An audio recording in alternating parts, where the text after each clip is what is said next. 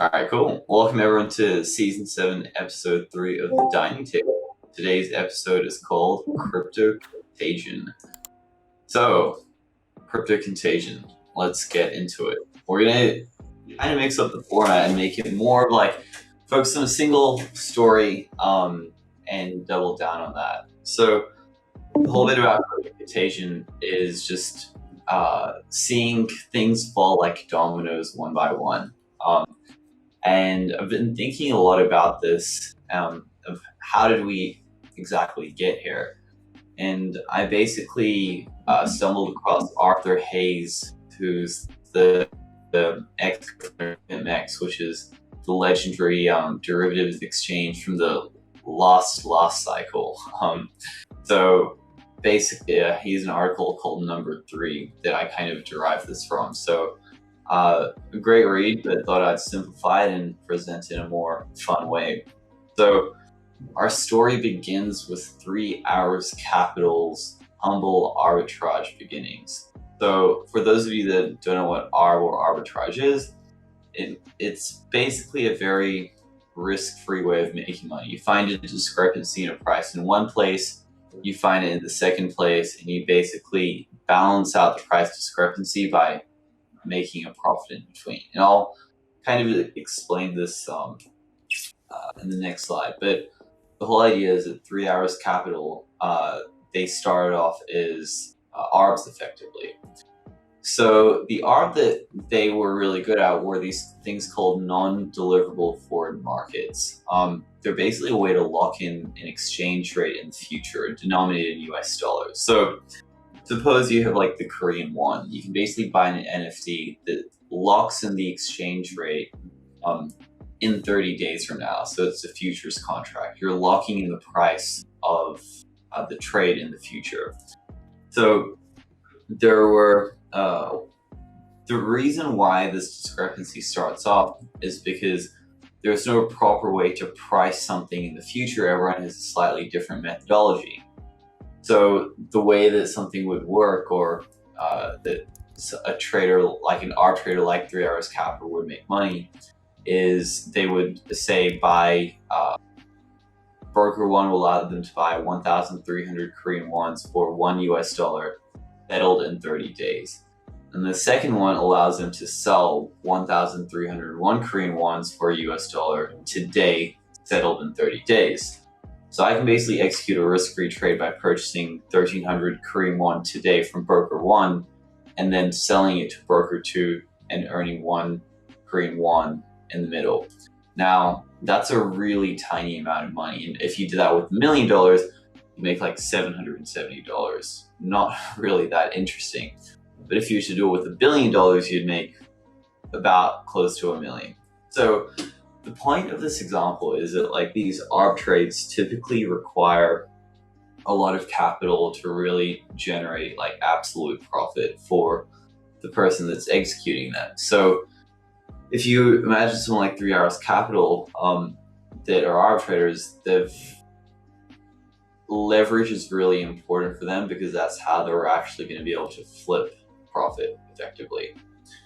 So yeah, that's basically why this obscure ARB trade matters. It just demonstrates the fact that these risk-free trades need a lot of leverage. And 3 Hours Capital is really good at this before they entered the crypto markets.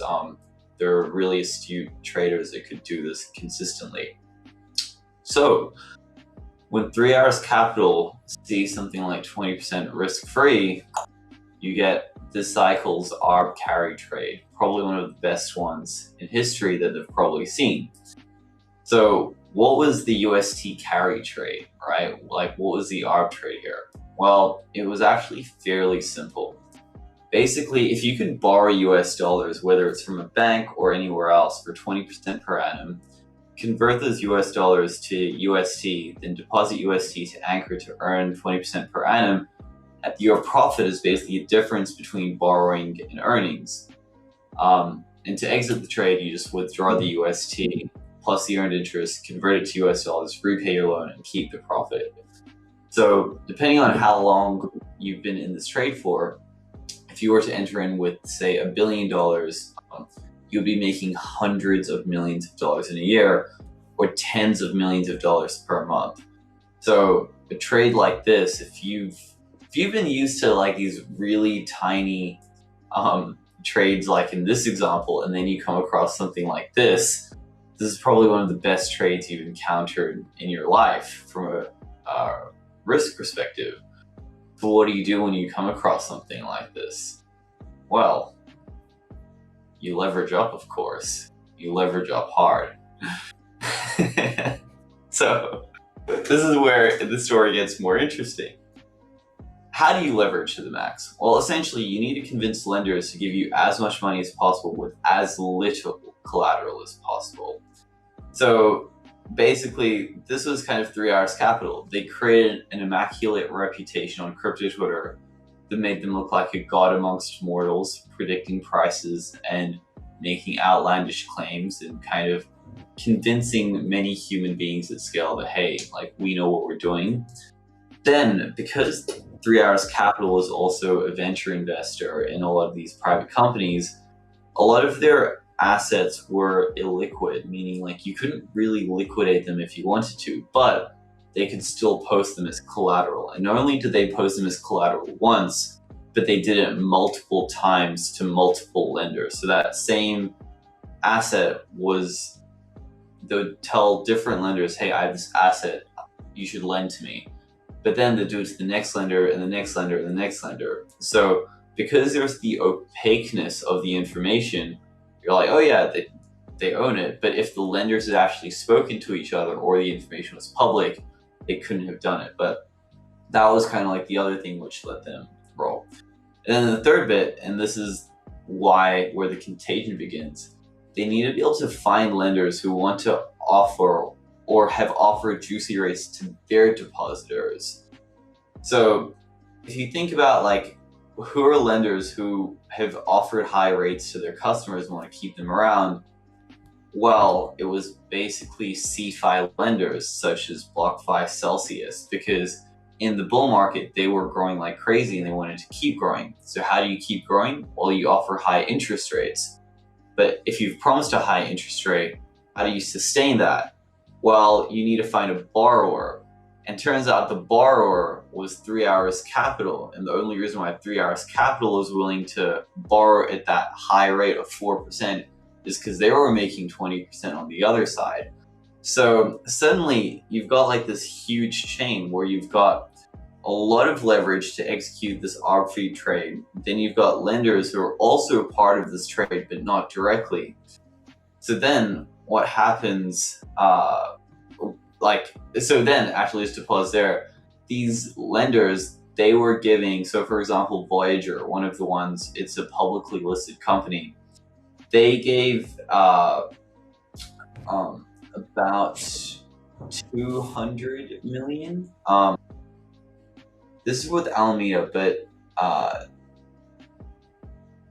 not the clip I wanted over here. Whoops, or it's too late. But they gave to the tune of hundreds of millions of dollars to 3 Hours Capital. So all these CeFi lenders, because they're CeFi, they had made agreements with 3 Hours Capital based on their reputation, their illiquid assets. Like, yeah, we trust you, just take our money. So now 3 Hours Capital is leveraged to the max.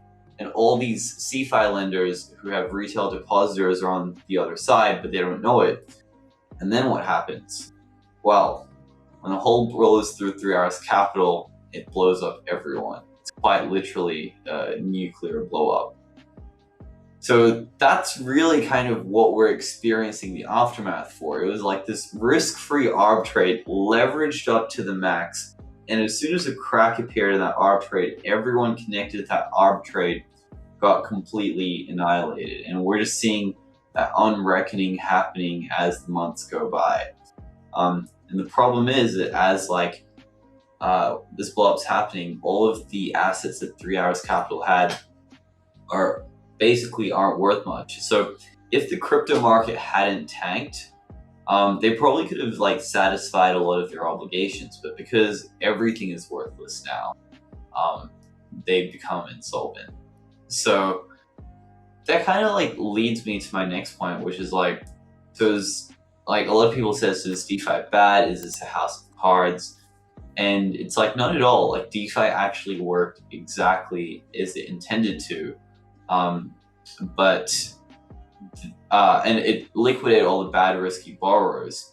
Naysayers are going to hate anyways, but what we saw was really why DeFi is amazing and why DeFi and opaqueness is terrible. And I find this discussion really relevant because it's like, well, what about credit score-based borrowing? Aren't you kind of trusting someone in a way like CeFi is? And my answer is not really. A DeFi native credit score is really different because when you're using algorithms, when you've got DeFi custody, you've got on-chain assets, you've got transparent open data sets, it's a much more effective, much more efficient system. Like 3 Hours Capital, it was opaque about which collateral they were using and how many times they were using it, something you can't do in DeFi. Furthermore, the assets used in DeFi are always liquidatable, so you don't have to settle in courts. And I think the biggest one is like humans making decisions who to lend and borrow to. Algorithms aren't prone to corruption. So a DeFi credit score is really kind of using that open nature of blockchains to allow algorithmic creditworthiness to allow humans to extend credit to humans via algorithms. So that's kind of the narrative alpha for this week. Keen to quickly open up for the next few minutes and hear your guys' thoughts on this. It's actually very. Oh, I don't know if Carl's talking, you're but I good. can't hear him. Okay.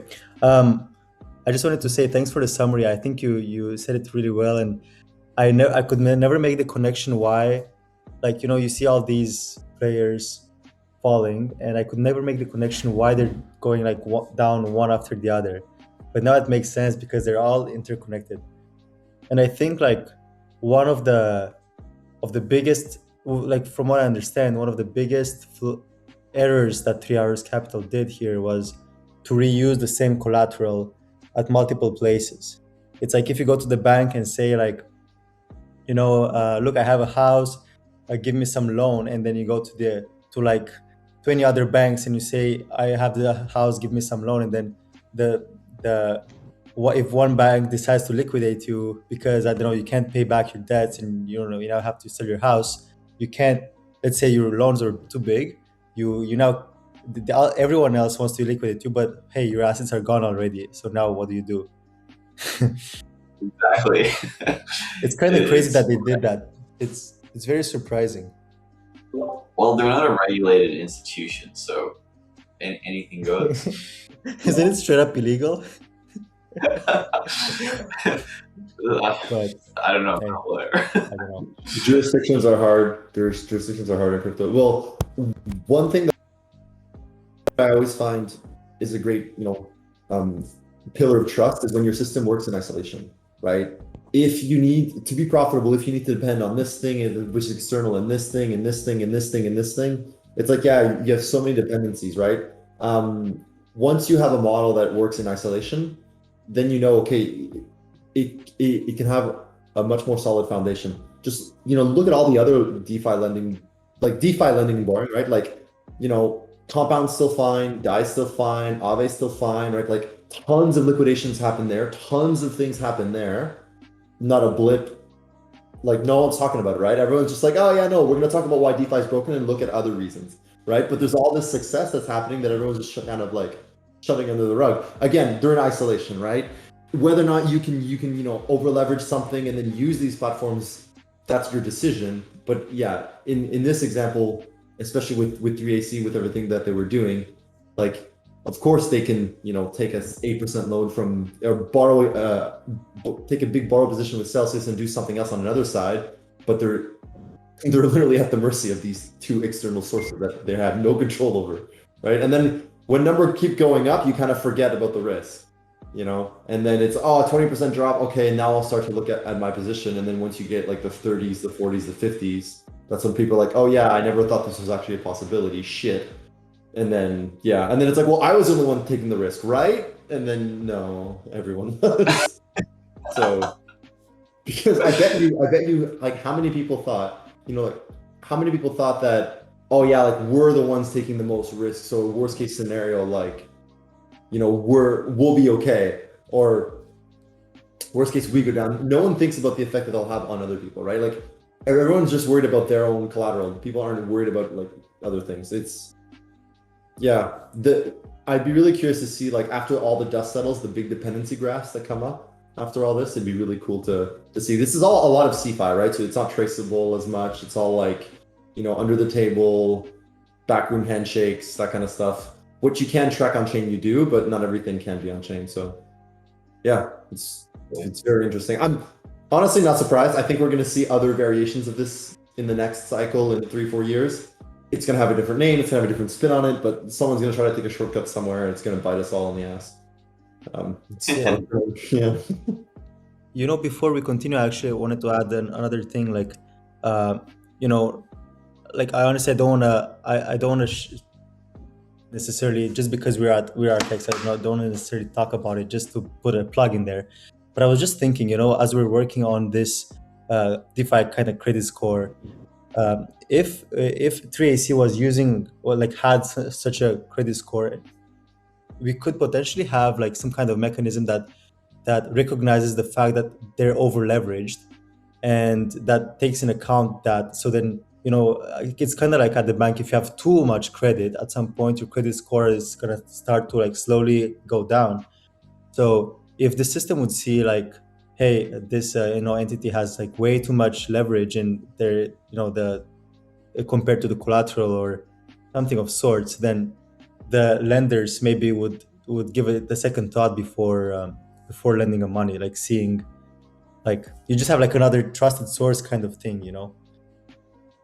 Yeah, it's well, I mean, Interesting. credit score doesn't have to rely on off-chain sources, because on-chain, if you have too much leverage, then your credit score anyway will decrease. So yeah, yeah.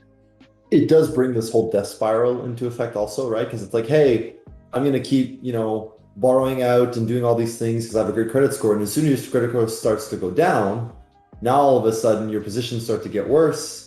And then you have less people wanting to lend up to you. And then it goes down even more. And then you start to struggle. And like, this is with markets staying the same, right? So like, all it takes is that little push. And if you're not careful, you can really spiral out of control if you're way too over leveraged. I think that's something that can be solved by like a third-party application, right? It's like, sorry, excuse me, imagine a system where you've got this open and available score. It's very transparent. Everyone knows how this is computed and what goes within it. Like, imagine you're a risk broker. You're someone that wants to just, lend money to someone. You could say, hey, I'm going to take your best score over the last 300 epoch.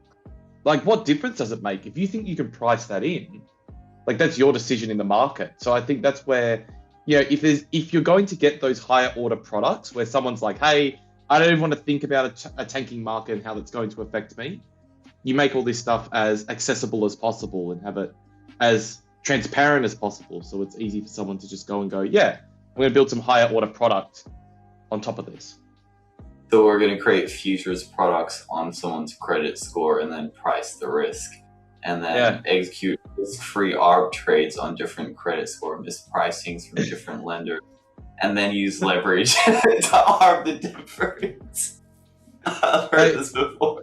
All I'm looking forward to is like a reputational option. I want to buy an option in someone's reputation and be able to just take that with me. Like, man, I don't know, you're looking like a pretty trusty person. I'm seeing GitHub pushes. I'm seeing good lending. I'm going to buy an option that matures in like 2 years' time. I'm going to be getting that sweet under collateralized loan from you.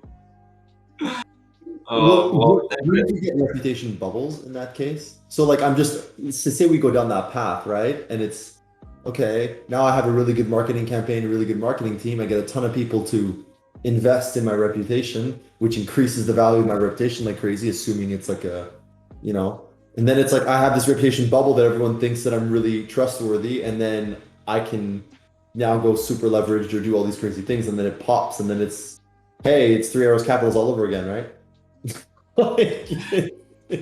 Sorry, guys. I just realized Hat, we need to take over. Let's jump into credit.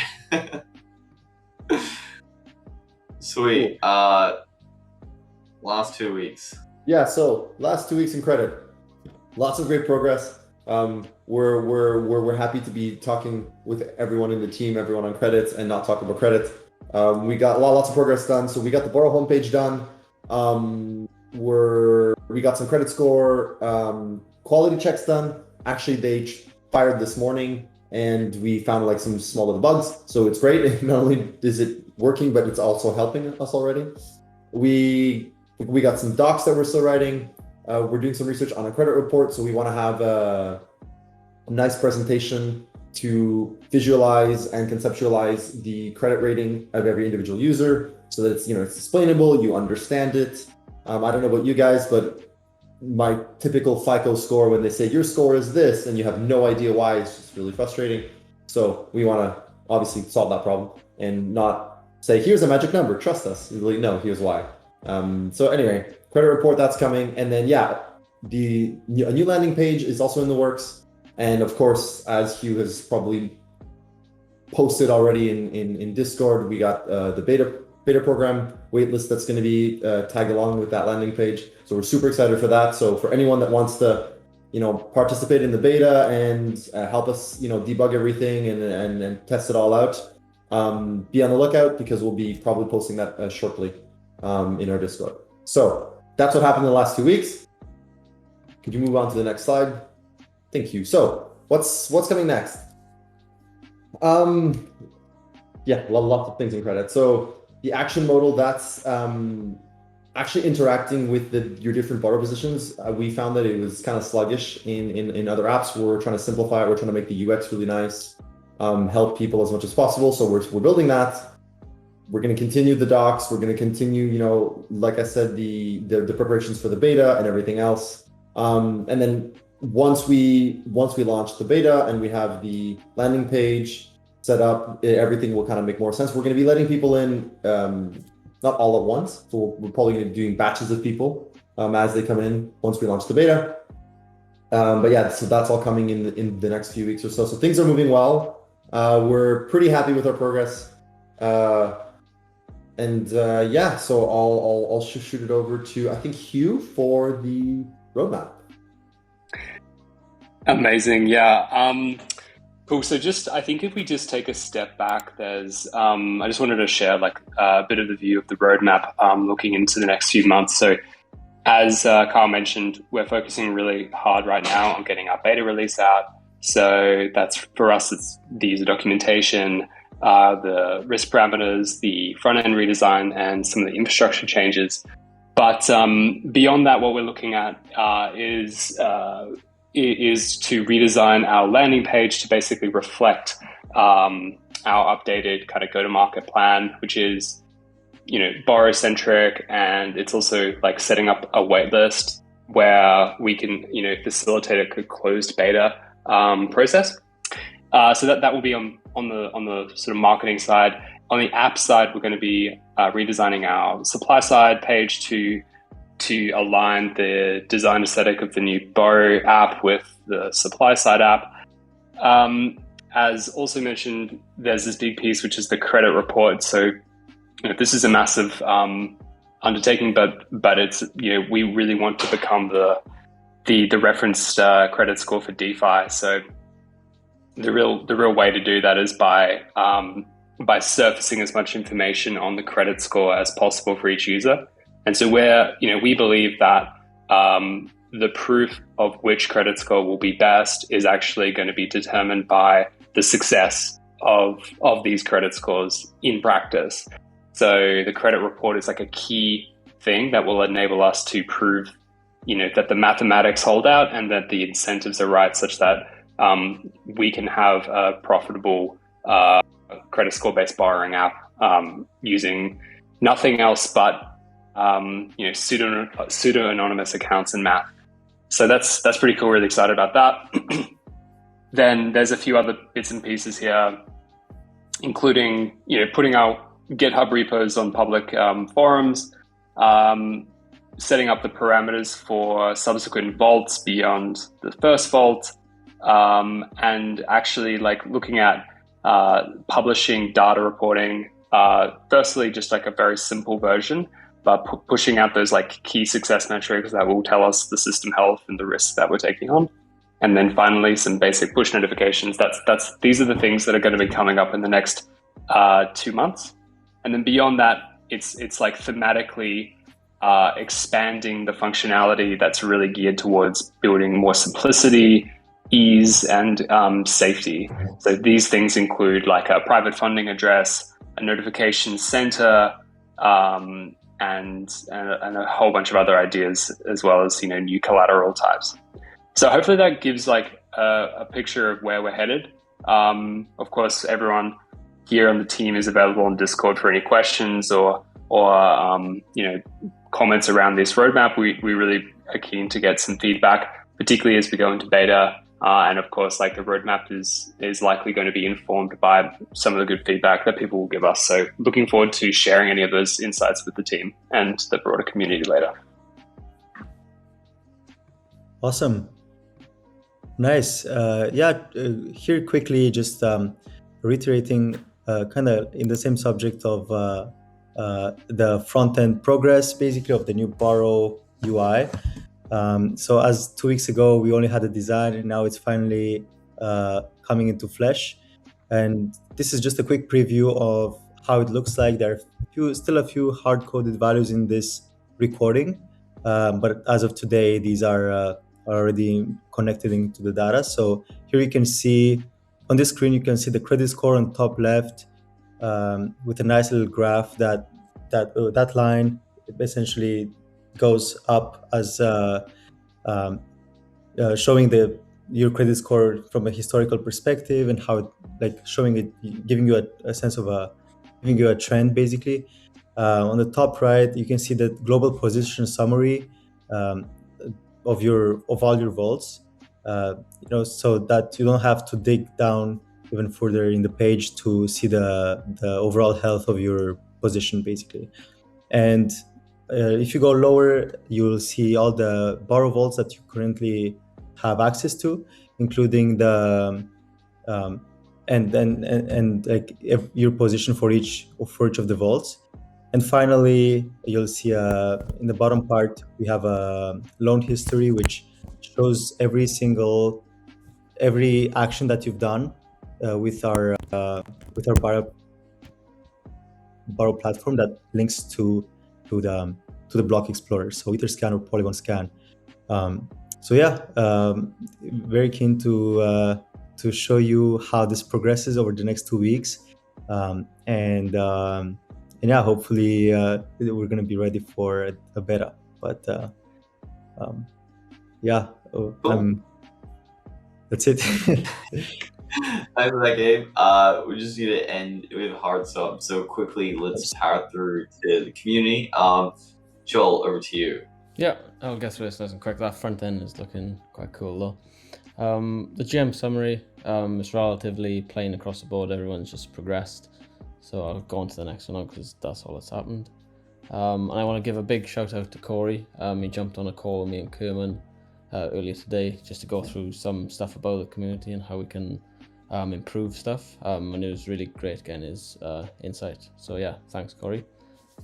And then onto the words from the Pope, nice and short. So 155, still alive, amen. I'm glad we're all still alive. Thanks Corey. Amen. Stay alive. Don't die, keep shit. That's what you do. All right. Thanks a lot, everyone. Great episode and great seeing everyone once again. Catch you all around. Thanks, everyone. See ya. See you guys.